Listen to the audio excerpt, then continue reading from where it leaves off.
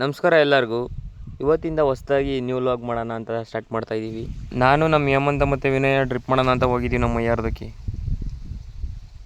ನಮ್ಮ ಮೈಯನ ಜಮೀನು ಬಂದ್ಬಿಟ್ಟು 3 ಎಕರೆ, 1.5 ಎಕರೆ ಅಡಿಕೆ, 1.5 ಎಕರೆ ತೆಂಗಿನ ಗಿಡಕ್ಕೆ ಡ್ರಿಪ್ ಮಾಡೋಣ ಅಂತ ಮಾಡ್ತಾಯಿದ್ದೀವಿ.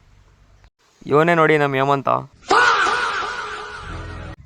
ಇವನು ಡ್ರಿಪ್ ಮಾಡೋ ಇಂಜಿನಿಯರ್ ವಿನಯ್ ಪ್ರಸಾದ್ ಅಂತ. ಈ ಮಾಸ್ಟರ್ ಪೀಸ್ನ ಎಲ್ಲೋ ನೋಡ್ದಂಗದಲ್ಲ. ಹಂಗೆ ಒಂದು ವೀಡಿಯೋ ಎಡಿಟ್ ಮಾಡಬೇಕು ಅನಿಸ್ತು, ಮಾಡಿದ್ದೀನಿ. ಹಂಗೆ ನೋಡಿ ನಮ್ಮ ಹುಡುಗೊಂದು.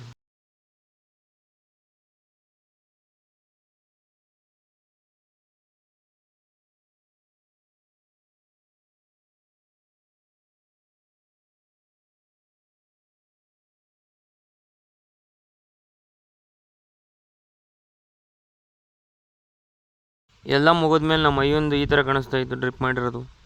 ಗುಬ್ಬಿ, ಕುಣಿಗಲ್, ತುಮಕೂರು ಸೈಡ್ ಯಾರಾದರೂ ಡ್ರಿಪ್ ಮಾಡಿಸೋದಿದ್ರೆ ಕೆಳಗಡೆ ಡಿಸ್ಕ್ರಿಪ್ಷನಲ್ಲಿ ನಂಬರ್ ಹಾಕಿರ್ತೀನಿ, ನಮ್ಮ ಫ್ರೆಂಡಿಗೆ ಫೋನ್ ಮಾಡಿ.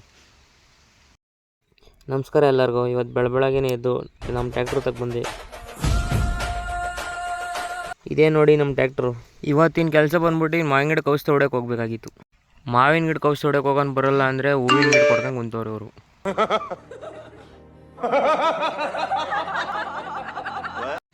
ಅಂತೂ ಇಂತೂ ಹೆಂಗೋ ತಿರ್ಗಾ ಮಾವಿನ ಗಿಡಕ್ಕೆ ಔಷಧಿ ಹೊಡ್ಯಕ್ಕೆ ಹೋದು.